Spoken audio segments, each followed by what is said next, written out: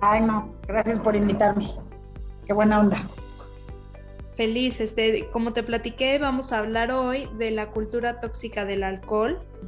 Platícame antes de empezar con el tema un poco qué haces y cómo has llegado hasta donde estás ahorita. Yo soy soy psicóloga, consejera en adicciones, escritora, he escrito un par de libros del tema de las adicciones. Y empecé a trabajar en este asunto porque cuando salí de recuperación me di cuenta de la gran desinformación que hay sobre el tema, de la ignorancia, del prejuicio social hacia el tema de la adicción y hacia el tema de las mujeres, aparte, adictas. Y desde entonces, digo, también no fue que yo dijera, me voy a dedicar a esto, o sea, como que la vida también me fue poniendo las cosas ahí, ¿no? Escribí mi primer libro, me lo publicaron, fue un exitazo, me empezaron a llamar para conferencias, pedí una beca para estudiar, me la dieron, o sea, como que todo se fue Te fue dando. dando, como poniéndose los cubitos para que yo pudiera hacerlo, ¿no? Y desde entonces, aunque he tenido otros trabajos y he hecho todo lo que he querido, pues nunca he dejado de dedicarme al tema de las adicciones, al tema de ayudar a la gente con adicciones, a su familia, a ver cómo se puede comunicar mejor este asunto para que la gente llegue a pedir ayuda, sobre todo las mujeres, ¿no? Que las mujeres, me gustaría también tocar ese tema, ¿no? Lo difícil que es para las mujeres llegar a un método de recuperación por el tema del prejuicio social, de cómo está visto el alcoholismo en las mujeres, de cómo este miedo que tienen de que les quiten a sus hijos, ¿no? Y también eso, lejos de que sea algo que les ayude a dejar de tomar, al contrario, no dicen nada, ¿no? Y, o sea, por ejemplo, las mujeres embarazadas no piden ayuda porque creen que cuando nazca el niño o la niña se los van a quitar. Y entonces eso hace que el alcoholismo o que el consumo avance todavía más y sea todavía más difícil de quitar, ¿no? Entonces, claro. Bueno, la vida ahora sí que ¿cómo llegué hasta aquí? Pues la vida me fue dando muchos regalos. He ido conociendo gente, y sobre todo, pues también me he mantenido en recuperación, ¿no? Llevo 18 años limpia, tratando de salvar mi vida, de sanar muchas emociones, de sanar situaciones del pasado, ¿no? Y vivir cada día, tratar de vivir cada día más alivianada y más. Sí, qué buena onda. Y hablando esto me encanta que toques el tema de las mujeres y el prejuicio que viven por esto. Sí. Nunca lo había pensado dirigido a las mujeres nada más. La verdad es que sí tenemos una cultura de pensar en adicciones y te vas más por un tema o por una imagen masculina, ¿no? Uh-huh. Exacto. Como que los alcohólicos anónimos, aparte también que no hay un lenguaje incluyente, ¿no? O sea, siempre se oye los alcohólicos anónimos, entonces te imaginas a señores, pelones, panzones en su junta de AA, hablando de cuando tomaban y no, o sea. Sí, un estereotipo cuadrado. Exactamente, ¿no? Y hoy en día, si bien, vamos, al grupo al que yo voy, van muchísimas mujeres y chavitas, ¿no? Chavitas de 20, 22, 25 años. Me parece súper importante también abrir la discusión en los medios de comunicación, en espacios como el tuyo, en escritos, en películas, o sea, empezar a visibilizar que existe, ¿no? Y sobre todo para que más mujeres lo vean y estas mismas se sientan menos juzgadas por acudir a un método. Claro, y que puedan pedir apoyo, que se atrevan más. Exactamente, ¿no? Y que se los den. Y que se los den, exacto. Porque también, pues como no encuadras en el estereotipo, ¿no? Entonces lo minimizan, o también hay otro tema, ¿no? O sea, se cree que las mujeres pues tenemos más, y sí hay mayor medicación de trastornos mentales para las mujeres. Sí lo hay, sí es real, ¿no? Pero hay problemas que como mujer tienes que no necesariamente implican un trastorno mental, ¿no? Puede ser un tema hormonal, que puede ser la presión de tener 2 trabajos, ¿no? Porque si bien hoy el señor y la señora trabajan, pero la señora tiene 2 trabajos, también llega a atender la casa, a atender a los niños, Claro. ¿no? O sea, viven otra situación distinta a la de los hombres y no lo ven porque nuevamente tenemos esta idea de que el proveedor, de que el señor, de que el que trabaja, del que llega cansado, del que hay que atender, y ya no está siendo así, ¿no? Ya no está siendo así. Entonces, ¿qué pasa? Claro, las mujeres sufren más de burnout, tienen trastornos de ansiedad, tienen trastornos de depresión, Claro. a lo cual recurren pues a ser medicadas, ¿no? Y en este transcurso de ser medicadas, pues también surge la automedicación. Claro, Todo es un tema. es que sí, nunca se acaba. Justo acabo de hacer algunas entrevistas hablando justamente de adicciones y adicciones cuando se dan en la primera infancia, que algo que me quedó muy marcado fue cuando las personas que entrevisté acerca de esto me decían, es que tú piensas en adicción y piensas en cocaína y piensas en heroína y piensas en marihuana, Ajá. pero está desde a una persona, a una relación, al trabajo, al alcohol, ¿no? Entonces, a los medios electrónicos. las redes sociales, qué impresión. Como que hay que tener también presente esto. Cañón. Y sobre todo, fíjate, que lo dices muy bien, en la primera infancia, que es que hasta los 7 años, ¿no? Uh-huh. Pasaditos los 7 años, ya a los 10 años, los niños ya empiezan bueno, desde los 3 años ya les empiezan a dar el celular o el iPad, Sí. para que vean jueguitos, para que vean videos, etc. Sí. Ya para los 7 años, ya, o sea, yo tengo una sobrina de 7 años que sabe perfectamente bien YouTube, TikTok, ¿no? O sea, y no tiene un celular, ¿eh? Tiene el iPad, porque el iPad, pues cuando entraban a la escuela por Zoom, Se los ¿no? pidieron. Estos, Uh-huh. ajá. Y tiene controlado el tiempo, pero sabe perfectamente bien cómo entrar a YouTube, cómo entrar a... Va a cumplir 8 años. Sí.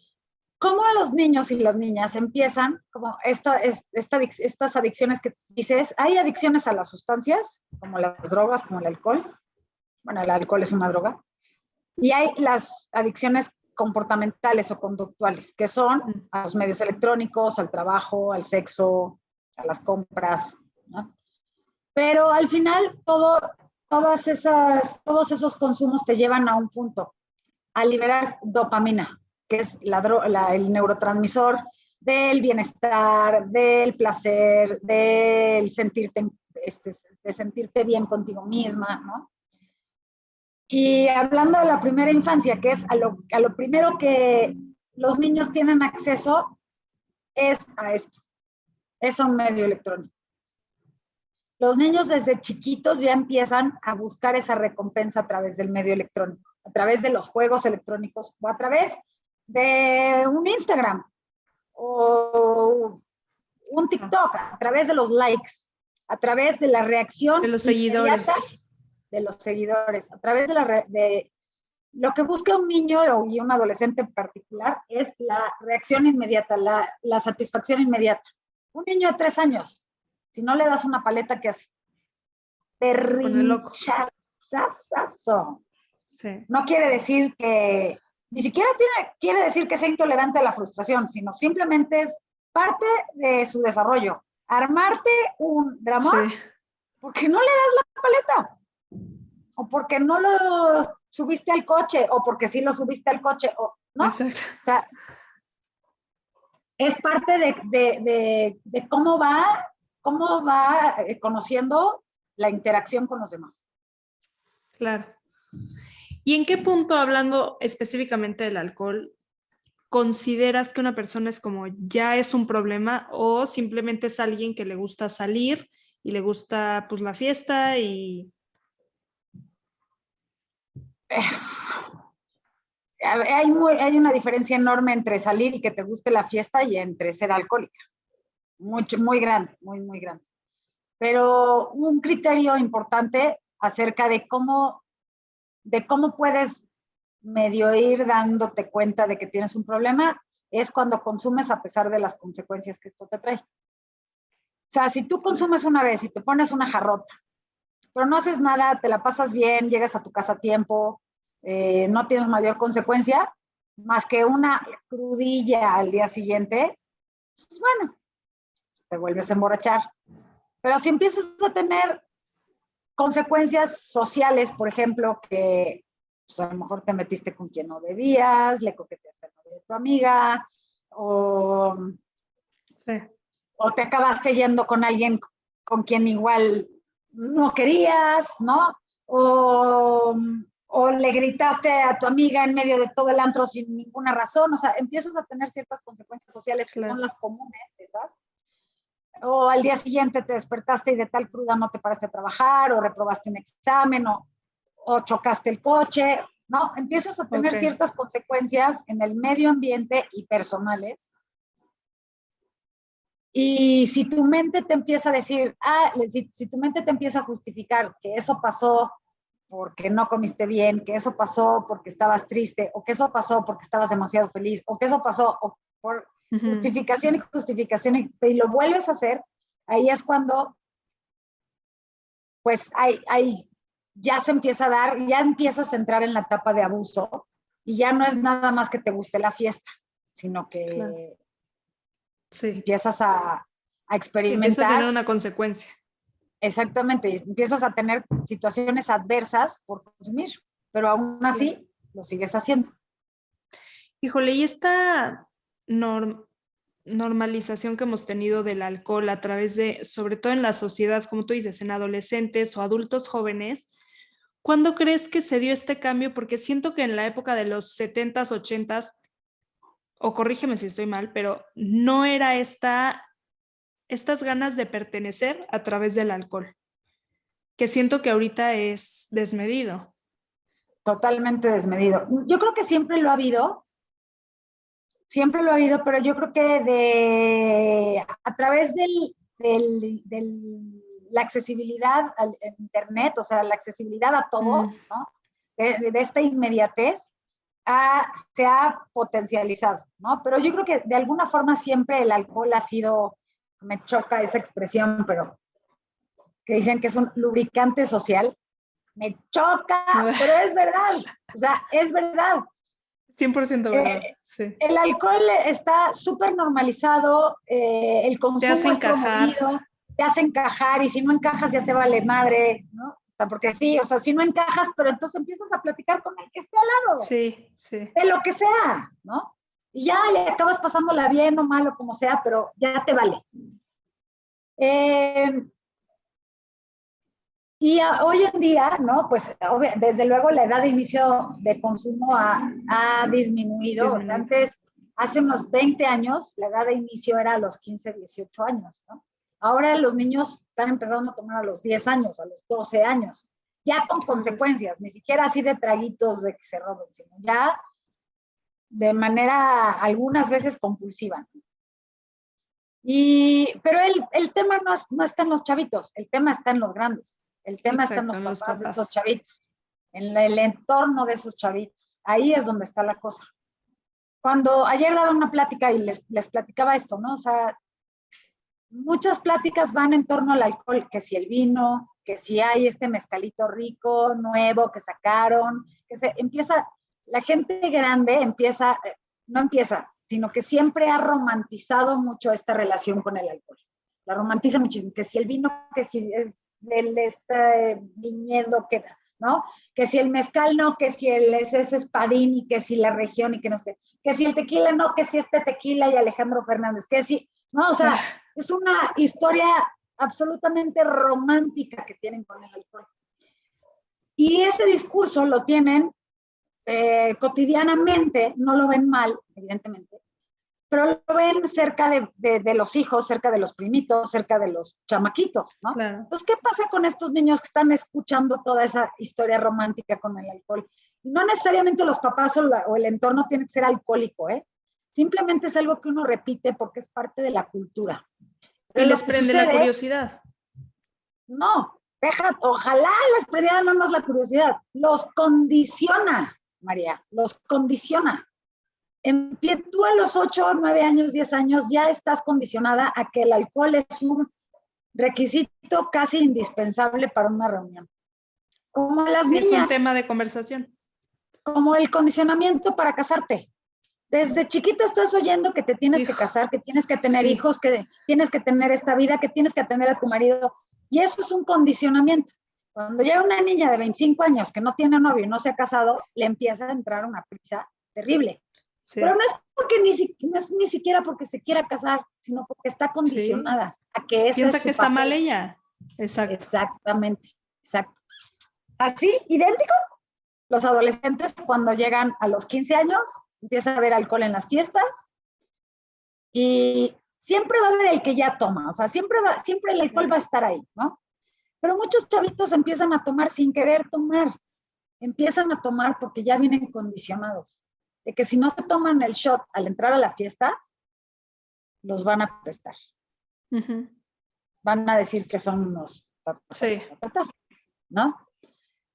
Y eso es un condicionamiento que van obteniendo desde que son niños, del discurso que están escuchando socialmente alrededor del alcohol, alrededor de Navidad, por ejemplo, ¿no? O sea, aunque nadie se emborrache en Navidad, pero el discurso de Navidad es, vamos a brindar, el que sirvan a todos los niños una copita para que nada más brindemos. Ese tipo de cosas que son cotidianas, que nadie las ve mal, ese tipo de cosas son las que les van como predisponiendo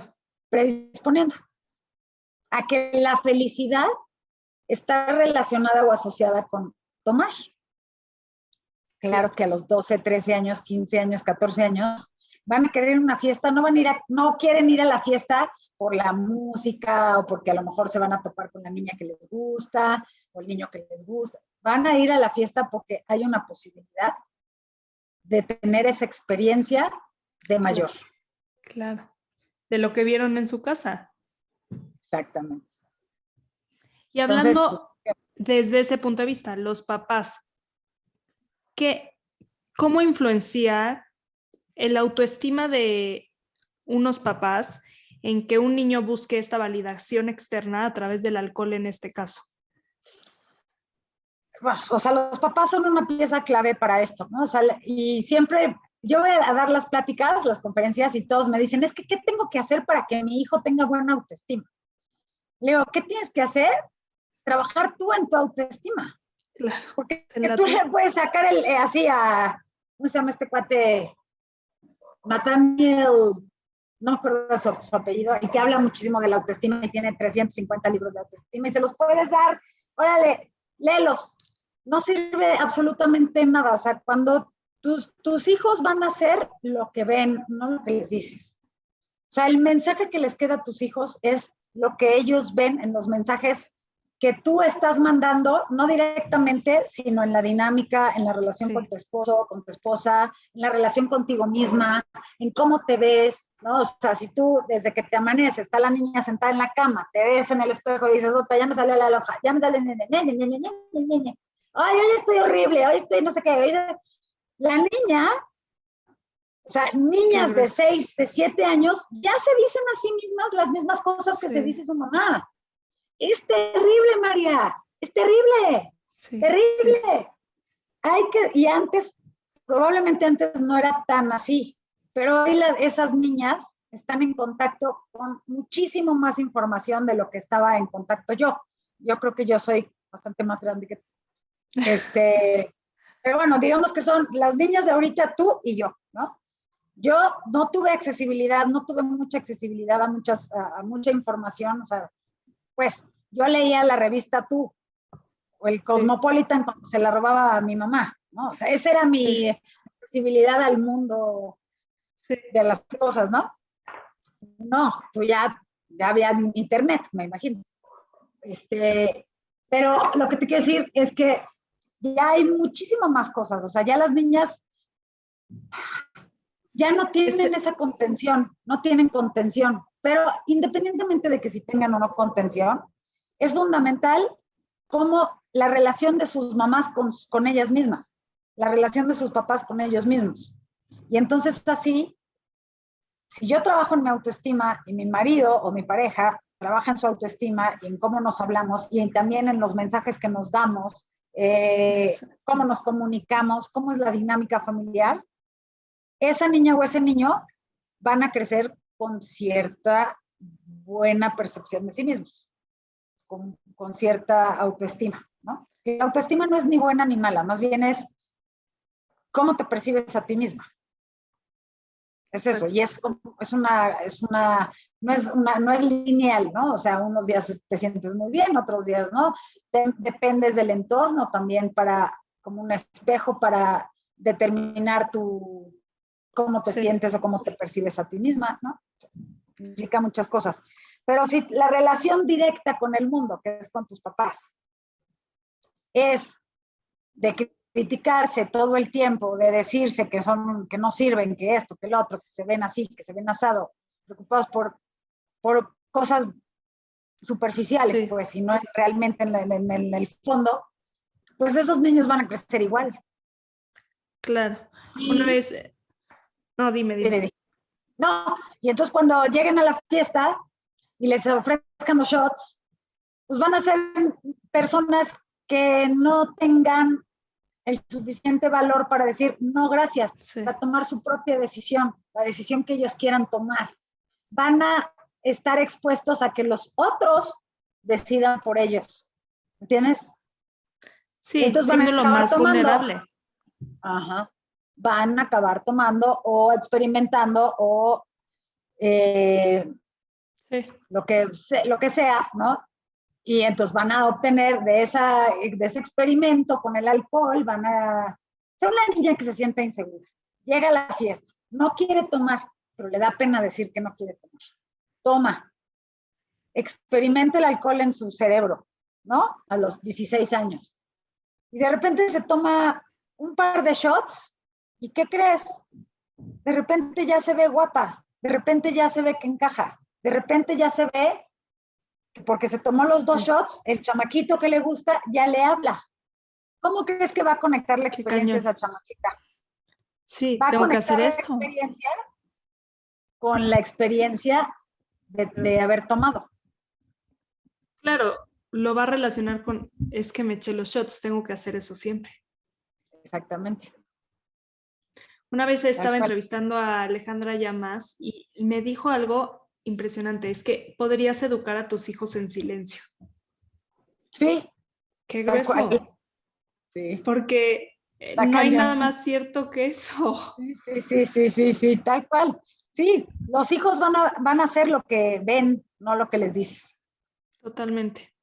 Y para las personas que nos están escuchando, que tengan hijos adolescentes, y porque siento que luego como papás, obviamente te preocupa este tema, o a la mayoría, el ver que según tú, tu hijo ya está teniendo un consumo desmedido de alcohol, pero obviamente a ti no te va a contar, no te va a escuchar lo que le dices, no, te dice que estás exagerando, que todos lo hacen. Tú no estabas ahí, ¿no? ¿Me explicó? ¿Cómo haces el approach a tus hijos o de qué forma pides ayuda para realmente saber, es que tu hijo lo sabe controlar o tú ya viste que ya se le pasaron más veces las conductas que mencionaste al principio? ¿De qué forma lo llevas a algún lugar a que lo ayuden para evitar que esto se salga de control si en tus manos pues no te deja entrar? ¿Me explicó? No, primero los papás tienen que estar bien informados. O sea, no hay una forma de cómo, sino si no tienes información, o sea, que los papás sepan cuáles son esos criterios. O sea, no nada más es que lo vi borracho 2 veces. No, o sea, métete a ver, ¿no?